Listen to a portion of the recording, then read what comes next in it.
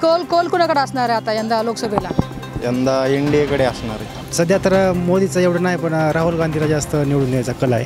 अंबाजोगाईकरांचा कौल कोणाकडे असणार आहे यंदा? तुतारी बजरंग बाप्पा आणि पंकजाताईला केज मतदारसंघातून सगळ्यात जास्त लीड मिळालं. आमचं काय मत राहणार आहे? नाही, बजरंग बाप्पा निवडून येते.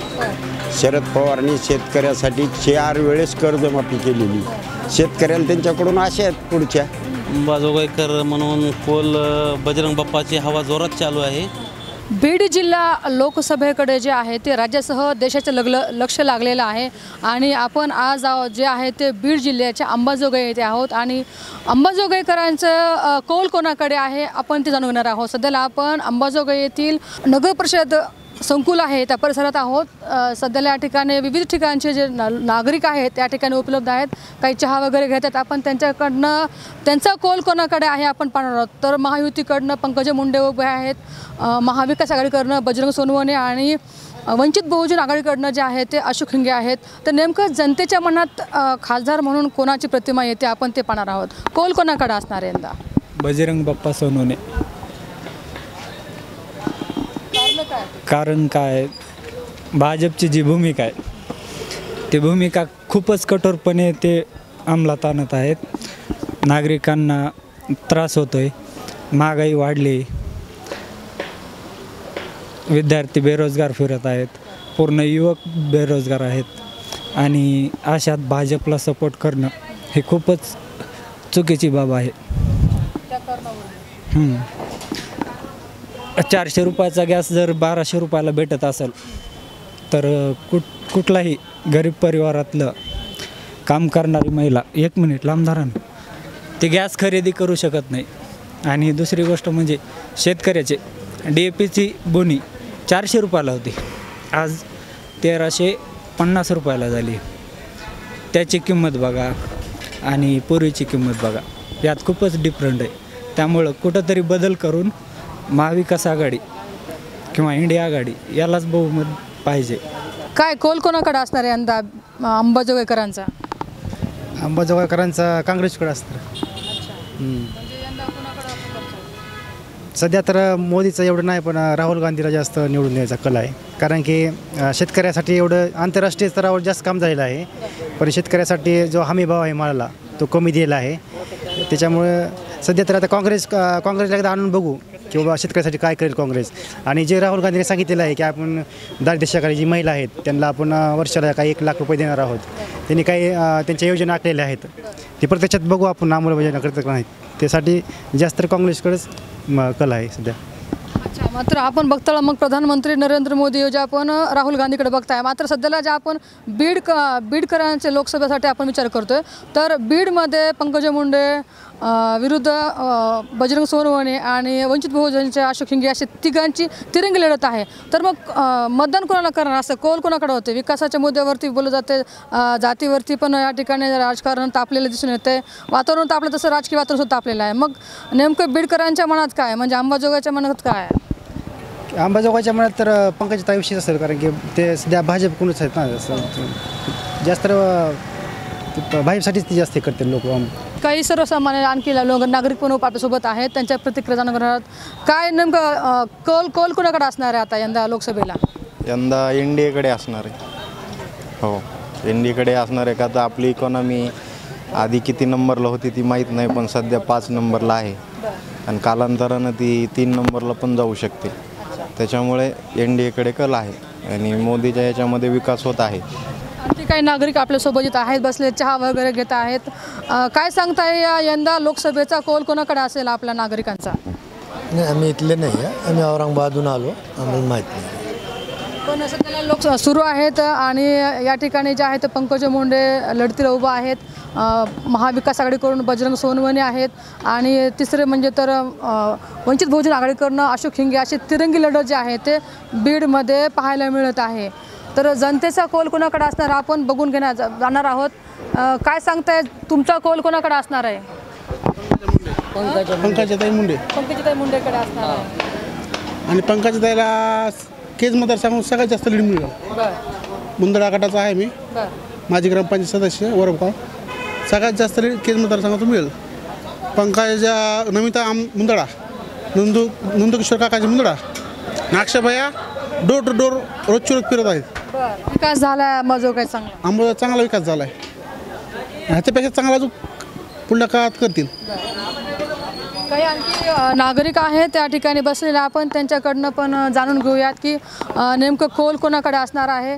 बीड लोकसभा निवडणुकीचे रंग जे आहे ते तापले दिसून येत आहे. तिरंगी लढत त्या ठिकाणी होताना दिसून येत आहे. अंबाजोगाईकरांचा कौल कोणाकडे असणार आहे यंदा? तुतारी बजरंग बाप्पा. मग पंकजा मुंडे यांना यावेळेस खूप आश्वासनं घेऊन आलेले आहेत, निवडणुकीच्या रिंगणात उतरलेल्या आहेत. ते त्यांच्या बहिणी 10 वर्ष होत्या ना, त्याच्यामुळे आता थोडा बदल पाहिजे. आणि पंकजाताईला विरोधच नाही, मोदीमुळं द्यायचे नाहीत. पंकजाताई चांगले आहेत, पण फक्त मोदीकडून उभे आहेत म्हणून त्यांना मतं द्यायचे नाहीत. आणि काय 500 रुपये दिले म्हणते लोकाले, आम्हाला 6000 रुपये महिना, GST 18%. समजा 50,000चा खाता आणला तर किती GST होती? 9,000 होती. आम्हाला 6 देते ते आमचेच 3 खाते. असं चालू आहे. त्याच्यामुळं आपलं जरांगे पाटील सांगतील ते एवढंच आहे. जरांगे पाटलांनी सांगितलंय का? जरांगे पाटील मग मी कोणाला सांगितलं नाही काय? पाटलांनी सांगितलंय, ज्याने आपल्याला विरोध केला, जे आपल्या विरोधात बोलले त्यांना पाड आपण समजून घ्यायचं. आपण बी थोडे शिकलेले आहेत ना मॅडम. का त्यांनी डायरेक्ट नावं सांगायला नाही पाहिजे ना. मॅडम म्हणल्या उपोषण करून होत नसतंय म्हणल्या आरक्षण हे ते. ह्याच्या आधी काही बोलल्या नव्हत्या त्या म्हणल्यात की मी कुणाचं नाव नाही घेतलं. नाही, आपण कोणाचं उपोषण चालू आहे? मग आरक्षणासाठी उपोषण कोण करायला? हेच करायलेत ना. त्या म्हणले ओबीसी साठी पण बोलू शकते मी. नाही, हे आता पुन्हा नंतर काहीतरी फाटे फोडायचेत ना. मराठा समाजालाच विरोध करायचा. आरक्षण द्यायचंच नाही कुणालाच. आमचा मुख्यमंत्री त्यालाही द्यायचं नाही. पण त्या जेव्हा इथलचे पालकमंत्री होते तेव्हा त्यांनी उपोषणाला पाठिंबा दिला होता, आरक्षण दिलं होतं 2019 काळात. मी फेटाच बांधणार नाही, त्याच्यावर 50 वेळेस बांधला त्यांनी. काय असतंय ते म्हणलं त्या मराठा समाजाला आरक्षण मिळेपर्यंत मी फेटा बांधणार नाही. बांधला त्यांनी, पुन्हा विसरून गेले लोक. आणि फेट्याचा आणि आरक्षणाचा काही संबंध नाही ना. विकासाचा मुद्दा बोलला जातोय का बीडमध्ये? बीडचा विकास झाला असं वाटते का? नाही, काहीच नाही झाला. काय विकासच नाही. आणखी काही नागरिक आहेत त्या ठिकाणी, आपण त्यांचं पण जाणून घेणार आहेत. कौल कोणाकडे असेल यंदा लोकसभेच्या निवडणुकीचा? नाही, निवडून येणार पंकजाताई, पण ती कमी मतामध्ये निवडून येणार. 100% येणार. 100% येणार. काय अडचण नाही. काय सांगताय तुमचं काय? आमचं काय मत राहणार आहे? नाही, बजरंग बाप्पा निवडून येतील. कारण का 10 वर्षे प्रीतमताई खासदार होत्या ना बीड जिल्ह्याच्या. 10 वर्षात त्यांनी काय केलं बीड जिल्ह्यासाठी? काय खासदारकीचा काहीच विकास नाही. त्याच्यामुळं काय परत बदल व्हायला पाहिजे. तर बदल म्हणून पंकजा मुंडे यंदा आहेत ना आता खासदारकीसाठी. आता शेवटी ती BJPचे आहेत ना. त्यावेळेस BJP नको आहे आम्हाला. कारण का ह्यावेळेस जर मोदी पंतप्रधान झाले तर देशाची वाटच आहे. पुढच्या वेळेस विलक्षणचा सुद्धा हे नाही, विलक्षणच नाही पुढच्या वेळेस. तर आता जर मोदी पंतप्रधान जर झाले तर पुढच्या पंचवार्षिकला विलक्षण होणार नाही. पण हे सगळे अफवा आहेत असं बोललं जातंय. अफवा नाहीत, ही समजतंय ना आम्हाला. एवढी ही आहे म्हणजे काय म्हणते त्याला, ते काय म्हणायचं मला, म्हणजे एवढी हे हुकुमशाहीच म्हणायचं थोडक्यात. तर आपण आणखी काही नागरिक आहेत त्यांच्याकडनं जाणून घेऊयात की यंदा पत्रकार या नात्याने आपण जिल्ह्याचं सगळं काही माहिती घेत आहे आणि जनतेचा कौल कोणाकडे आपण ते सगळ्या गोष्टी पाहिलेल्या आहेत. एकंदर जिल्ह्याचा विकास कितपत झाला असं वाटतं आपल्याला आणि जनतेचा कौल कोणाकडे असतो असं तुम्हाला वाटतं काय? एकंदरीत सध्याची परिस्थिती जर आपण पाहायला गेली तर या ठिकाणी समजा महायुतीकडून पंकजा मुंडे उभा आहेत आणि महाविकास आघाडीकडून बजरंग सोनवणे उभा आहेत आणि त्यामध्ये पुन्हा अशोक हिंगे हे वंचित बहुजन आघाडीचे उमेदवार आहेत आणि यामध्ये पाहायला गेलं तर मागच्या वेळेस ज्या लोकसभेला जे वंचित बहुजन आघाडीच्या उमेदवाराला जी मतं मिळाली होती ती जवळपास 1 लाखाच्या आसपास मते मिळाली होती. मात्र ती मते जी होती ती बाळासाहेब आंबेडकर यांच्यावरती प्रेम करणाऱ्या लोकांची होती. मात्र तशी परिस्थिती आत्ता ह्यावेळेस काय बघायला मिळत नाही आपल्या बीड लोकसभा मतदारसंघामध्ये. आणि त्यामध्ये पाहायला गेलं तर 2009ला स्वर्गीय गोपीनाथ मुंडे यांच्याकडं सत्ता होती. त्याच्यानंतर सातत्याने मुंडे घराण्याकडंच सत्ता आहे, मग आमदारकी असेल किंवा खासदारकी असेल.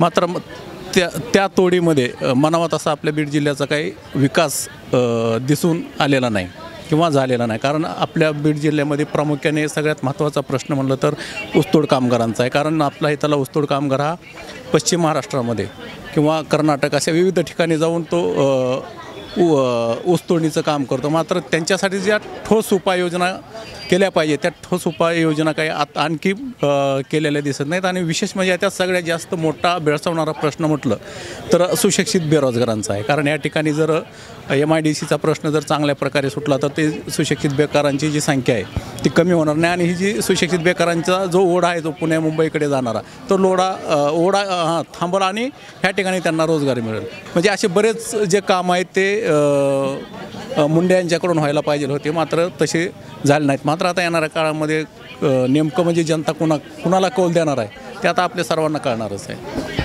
आणखी काही या ठिकाणी लोक आहेत जे चहाचा आस्वाद घेण्यासाठी आलेले आहेत. आपण त्यांच्याही काही प्रतिक्रिया आहेत ते आपण जाणून घेणार आहोत. काका, काय सांगता, यंदा बीडकरांचा कौल कोणाकडे असणार आहे राजकीय दृष्ट्या? पंकजा मुंडे असतील, बजरंग सोनवणे असतील का अशोक हिंगेकडे असेल? बजरंग सोनवणे. काय कारण? काय कारण म्हणजे त्यांच्या पाठीमागे शरद पवार आहेत. शरद पवारांनी शेतकऱ्यासाठी 4 वेळेस कर्जमाफी केलेली. शेतकऱ्याला त्यांच्याकडून आशा आहेत पुढच्या, काय दुसरं काय, शेतकऱ्याला आशा आहेत त्यांच्याकडून. परत आणखीन काही शेतकऱ्याला बऱ्याच वेळा शेतकऱ्याला भाव मिळाला शेतीमालाला. आणि ह्यांच्या सरकारमध्ये काय ते निर्यातमध्ये कुठं काय एक वेळेस टमाटा शेतकऱ्याचा वाढला होता, त्याच्यात किती शेतकरी असते थोडे किती वाढलं असतं त्यांचं. असे कोणते गेले शेतकरी सुधरूनच निघायला होता का त्याच्यात? पण त्याच्यासाठी सुद्धा आयात करणं हे शेतकऱ्यासाठी चुकीचं सरकार आहे. परत मग सरकार नको असं वाटते का? नको वाटते. हो, पण स्थानिक लेवलला पाहायला गेलं तर मग बीडचा विकास करण्यासाठी, जिल्ह्याचा विकास करण्यासाठी पंकजा मुंडे सरसावलेले आहेत आणि त्याने लोकसभेसाठी आता उडी मारलेली आहे. आता ते काय वैयक्तिक आपली त्यांचं काय हे नाही, पण आपल्याला शेतकऱ्याच्या बाजूने म्हणलं तर आपल्याला शरद पवारचं सरकार आवडत आहे. 83 वर्षाचं वय झालं आहे, इतके मोठे लोक जेलमध्ये टाकलेले आहेत, त्यांना त्यांची भीती वाटत नसेल का हे सरकार कुठं आपल्याला काही? तरी बी ते रस्त्याने फिरतात, धडक सभा घेतात, धडक कार्यक्रम करतात. एवढा मोठा आजार आहे तरी बी लोकांसाठी फिरतात. आपल्याला त्याच्याबद्दलचा आदर आहे म्हणून त्यांना सहकार्य करायचं. या ठिकाणी चहाची टपरी चालवणारे एक आपल्यासोबत आहेत. काय म्हणतायत तुम्ही, कसं बघता यंदाच्या लोकसभेला कौल कोणाकडे असणार आहे आता अंबाजोगाईकर म्हणून? अंबाजोगाईकर म्हणून कौल बजरंग बाप्पाची हवा जोरात चालू आहे. चर्चा ऐकतात आम्ही, ताईची पण हवा आहे पण बजरंग बाप्पाकडे कौल जास्त दिसतंय. हो, आपल्या काय अपेक्षा आहेत? आपल्या अपेक्षा म्हणजे अंबाजोगाईचा विकास व्हावा, रेल्वे यावी अंबाजोगाईला, अडीअडचणी सामान्य माणसाच्या दूर व्हाव्या. त्यांनी जी आजचे दिनचे वायदे केले होते ते आजचे दिन यावे. आजचे दिन काही आत्तापर्यंत आले नाहीत अजून. तर आपण पाहू शकता की या ठिकाणी बीड वाशासोबत आपण सध्याला बातचीत केलेली आहे. अंबाजोगाईच्या जनतेचा कौल कोणाकडे हे पाहिलेला आहे. मात्र वास्तवामध्ये जनतेचा कौल जो आहे ते 4 जूनला दिसून येणार आहे आणि 4 जूनपर्यंत आपण प्रत्यक्ष करणार आहोत. कॅमेरा पर्सन संजीव रायसह सुकेश नायकवाडे, टाइम्स नंबर 18 बीड.